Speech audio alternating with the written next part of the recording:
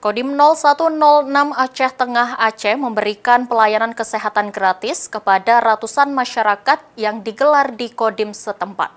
Kegiatan ini merupakan salah satu rangkaian dalam HUT ke-80 TNI yang diperingati pada 5 Oktober mendatang.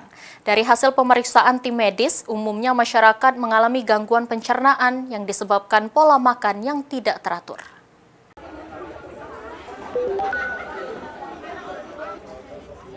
Kodim 0106 Aceh Tengah Aceh memberikan pelayanan kesehatan gratis bagi ratusan masyarakat yang digelar di Kodim setempat Minggu 21 September. Kegiatan ini menjadi salah satu rangkaian kegiatan HUT ke-80 TNI yang diperingati pada 5 Oktober mendatang. Masyarakat yang hadir umumnya adalah kalangan lanjut usia yang tentu merasa sangat membutuhkan pelayanan kesehatan sekaligus pengobatan.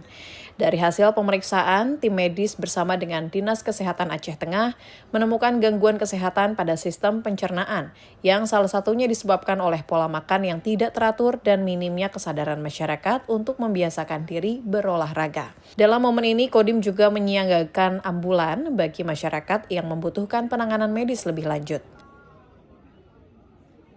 Jadi antusias masyarakat alhamdulillah cukup responsif, kemudian cukup senang dan bisa membantu masyarakat dengan keadaan kondisi keuangannya. Ini gratis berarti mereka antusias.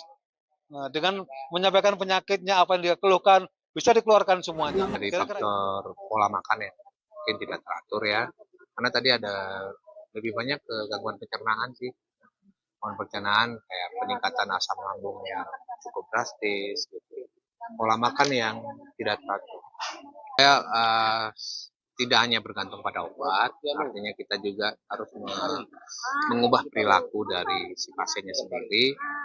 Karena kalau tergantungan ke obat habis nanti kalau perilakunya nggak berubah sama juga kan. Kiranya layanan tersebut dapat memberikan manfaat besar bagi masyarakat. Selain pelayanan kesehatan gratis kepada masyarakat, Kodim juga memeriahkan HUT ke-80 TNI dengan berbagai perlombaan, penanaman pohon maupun kegiatan sosial lainnya hingga akhir September. Dari Kabupaten Aceh Tengah Aceh, Trifani, Kantor Berita Antara mewartakan.